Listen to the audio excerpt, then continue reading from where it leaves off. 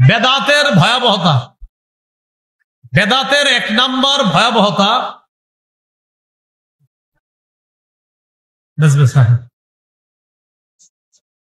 ঠিক আছে মাশাআল্লাহ।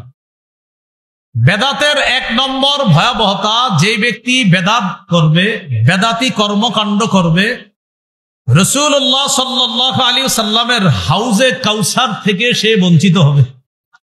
যে ব্যক্তি বেদাতি কর্মকাণ্ড করবে, সহিহ বুখারীর বর্ণনা 6583 নম্বর হাদিস এবং 6584 নম্বর হাদিস, এই দুই হাদিস মিলিয়ে আমরা হাদিসটা শুনবো।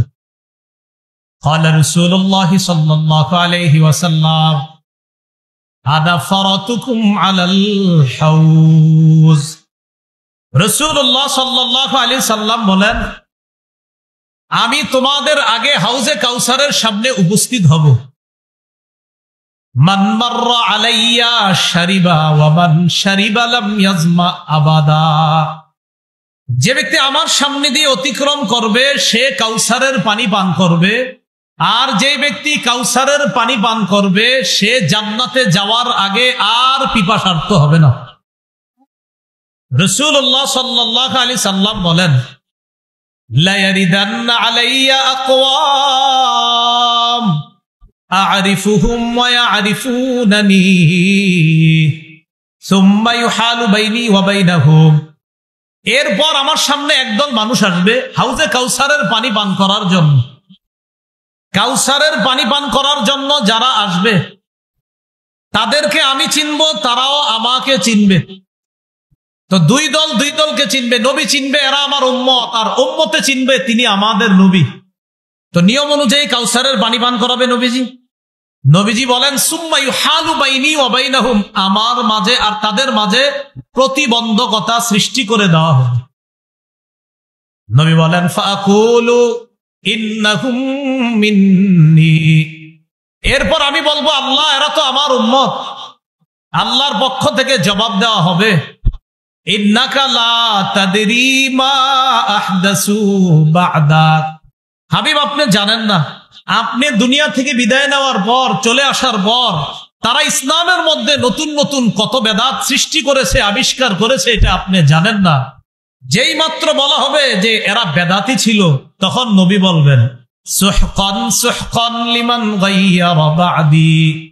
আমি দুনিয়া থেকে চলে আসার পর আমার রেখে আসা এই দিনকে যারা পরিবর্তন করেছে, সুহকান, তারা দূর হও, আমার সামনে থেকে দূর হও। এই নবী উম্মতকে কাউসার পান করাইতে চায়, ওই নবী যখন জানবে এরা বেদাতি, তখন তাদেরকে রাসূল সাল্লাল্লাহু আলাইহি সাল্লাম কাউসারের পানি পান করাবেন না, কারণ এরা বেদাতি। তাহলে বেদাতের এক নাম্বার ভয়াবহতা, যারা বেদাতি কর্মকাণ্ড করবে কাউসারের পানি থেকে তারা বঞ্চিত হবে। আল্লাহ বেদাত থেকে আমাদেরকে হেফাজত করেন। দুই নাম্বার ভয়াবহতা, বেদাতি কাজ না ছাড়া পর্যন্ত তওবা নসিব হবে না। এটা একটু বলেন সবাই, বলেন বেদাতি কাজ না ছাড়া পর্যন্ত তওবা নসিব হবে না।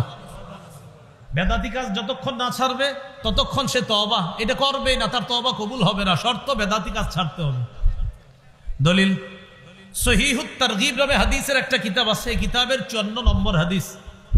এই হাদিসে আছে, قال رسول الله صلى الله عليه وسلم إن الله حجب التوبة عن كل صاحب بدعة حتى يدع بدعته।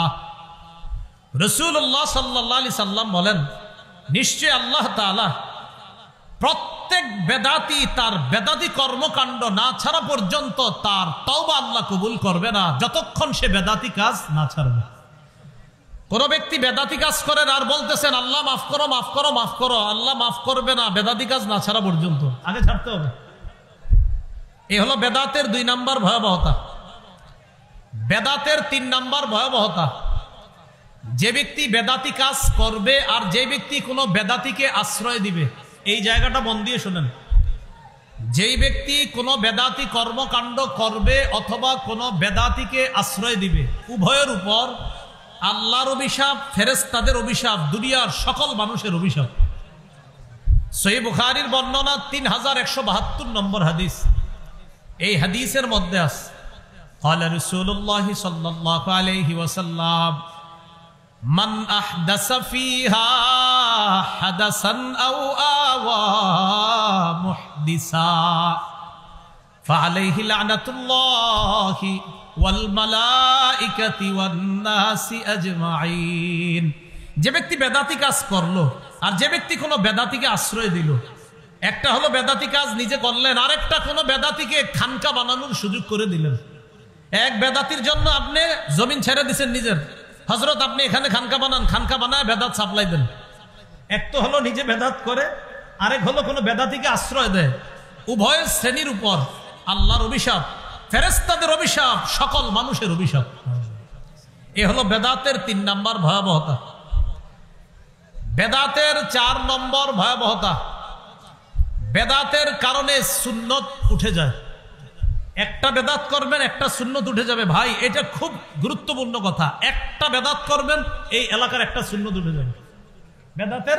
এ হলো আপনার 4 নম্বর ভয়াবহতা। ইবনে মাজাহ 2865 নম্বর হাদিস, 2865। এই হাদিসের মধ্যে আসছে রাসূলুল্লাহ সাল্লাল্লাহু আলাইহি সাল্লাম বলেন, ইন্নাহু সায়ালি আমরাকুম বাদি রিজালুন, তোমাদের পরে আমি দুনিয়া থেকে বিদায় নেওয়ার পর তোমাদের ইসলামের দ্বীনের দায়িত্ব নিবে এমন কিছু মানুষ। আমি নবী বিদায় নেওয়ার পর তোমাদের ইসলাম ধর্মের দায়িত্বশীল হবে এমন কিছু মানুষ। বুঝাইবে, হ্যাঁ ইসলাম ধর্মের অনেক কিছু, এরকম বুঝাবে। এমন মানুষ দায়িত্ব নিবে যেই মানুষগুলা কি করবে, ইউতফিউনা সুন্নাহ, সুন্নাহকে মিটাইয়া দিবে। কি করবে? সুন্নাহকে মিটাইয়া দিবে। ওয়ায়ুহদিসুনা বিদআতান, বিদআত আবিষ্কার করবে। 3 নাম্বার, ওয়ায়ুআখিরুনা সলাতা আন মাওয়াকিতিহা, নির্ধারিত সময়ে নামাজ না পড়ে দেরি করে সূর্য ডুবে ডুবে অবস্থায় গিয়ে নামাজ পড়বে। কথার কথা, নির্ধারিত সময়ে নামাজ না পড়ে সময় একদম শেষ, তখন গিয়ে কোনো মতে আল্লাহু আকবার, ব্যাস নামাজ পড়বে। তাহলে তোমাদের পরে এমন কিছু লোক দ্বীনের দায়িত্বশীল হবে। আল্লাহ আমাদেরকে হেফাজত করেন। যারা আমরা আলোচনা করি, বিশেষ করে দেখেন আমাদের আলোচনা করার ফাঁকে যাইতে আসতে নামাজ থাকে, তো সাবধানতা অবলম্বন করা দরকার, যেন এমন না হয় যে আমি দ্বীনের এই দায়িত্ব পালন করতে গিয়ে আল্লাহর আমি কোনো বিধানকে ইচ্ছা করে আমি দেরি করতেছি, এটা যেন না হয়। তো নবীজি বলেন, তোমাদের ধর্মীয় দায়িত্ব নিবে এমন কিছু মানুষ, ইউতফিউনা সুন্নাহ, সুন্নাহকে মিটাইয়া দিবে। 2 নাম্বার, ওয়ায়ুহদিসুনা বিদআ, সুন্নাহ মিটাবে আর একটা বেদাত সৃষ্টি করবে। আর ওয়ায়ুআখিরুনা সলাতা আন মাওয়াকিতিহা, ওই দিনের দায়িত্বশীলরা নির্ধারিত সময়ে নামাজ না পড়ে কোনো মতে শেষ টাইমে গিয়ে কোনোভাবে নামাজ পড়বে। এই কথা নবীজি বলার পর আব্দুল্লাহ ইবনে মাসউদ রাদিয়াল্লাহু তাআলা আনহু বললেন, হুজুর কাইফা বি ইন আদরাকতুহুম, এদেরকে যদি আমি পাই তাহলে কি করব? নবীর সাহাবী আব্দুল্লাহ ইবনে মাসউদ বললেন, হুজুর এই জাতীয় মানুষ যদি আমি পাই তাহলে কি করব? নবীজি ডাইরেক্ট বলে দিলেন, লাইসা তাআতুল লিমান আসাল্লাহ, যে আল্লাহর নাফরমানি করে তার কথা শোনার কোনো প্রয়োজন নেই, যে আল্লাহর নাফরমানি করে তার আনুগত্য করার কোনো প্রয়োজন নাই। এই হলো ভাই বেদাতের ভয়াবহতা। সুন্নাহ মিটে যায় বেদাতের কারণে।